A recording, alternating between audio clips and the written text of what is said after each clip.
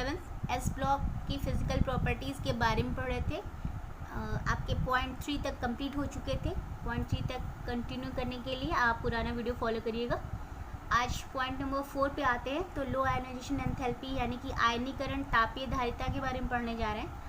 तो वो क्या होती है आयनाइजेशन एंथैल्पी, पहले तो जान लेते हैं कि क्या होती है। तो तत्वों द्वारा जो इलेक्ट्रॉन त्यागने की जो मात्रात्मक प्रकृति होती है, यानी हम कितने इलेक्ट्रॉन त्यागेंगे 1, 2, 3 संख्या में, तो मात्रा जो होती प्रकृति वो उसे हम आयनाइजेशन एंथैल्पी कहते हैं। ठीक है, और इसे हम फर्स्ट आयनाइजेशन एंथैल्पी के रूप में जानते हैं। ठीक है, इसमें दो तरीके की आयनाइजेशन एंथैल्पी होती है, एक फर्स्ट होती है, एक सेकंड होती है। क्या होती है ये भी जानेंगे।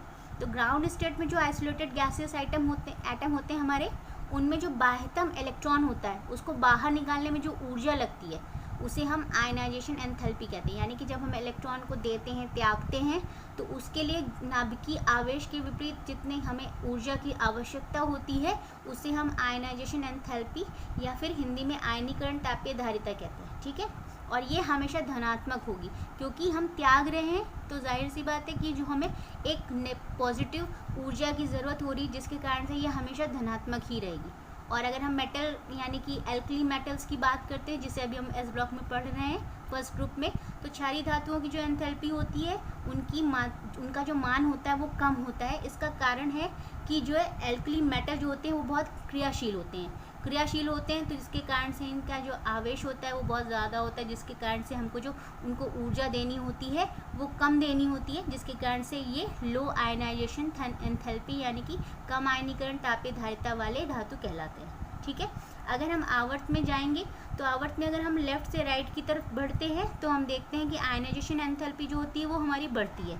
और अगर उसी वर्ग में हम ऊपर से नीचे यानी कि लिथियम से लेकर के सीजियम रुबेडियम तक बात करते हैं, तो हमको जो आयनाइजेशन एंथैल्पी यानी कि आयनीकरण तापीय धारिता होती है वो घटती जाती है। ठीक है, अब आते हैं सेकेंड आयनाइजेशन एंथैल्पी के बारे में।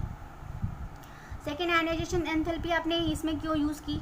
अब जब हम आपकी जो आपने कहा आइसोलेटेड गैसेस आइटम होते हैं, ठीक है, एटम आपके होते हैं, इनको जब आप बाहर निकाल चुके होते हैं उसका इलेक्ट्रॉन, तब ये क्या करते हैं, एक शील्ड बना लेते हैं अपने चारों तरफ, क्योंकि एक स्टेबल पोजीशन में आ जाते हैं। उनको मालूम है कि अब उससे ज़्यादा इलेक्ट्रॉन उन्हें त्यागना नहीं है। इसके कारण से इनका जो साइज़ होता है एटम का, वो एटॉमिक जो साइज़ होता है वो इंक्रीज़ कर जाता है, जिसके कारण से इनका इलेक्ट्रॉन बाहर मूव ना हो पाए। मोनोवेलेंट कैटायन के कारण से एक स्टेबल कॉन्फ़िगरेशन हो जाता है, जिसके कारण से इनकी जो सेकेंड आयनाइजेशन एंथैल्पी मानते हैं हम वो बहुत ज़्यादा होती है, हाई होती है।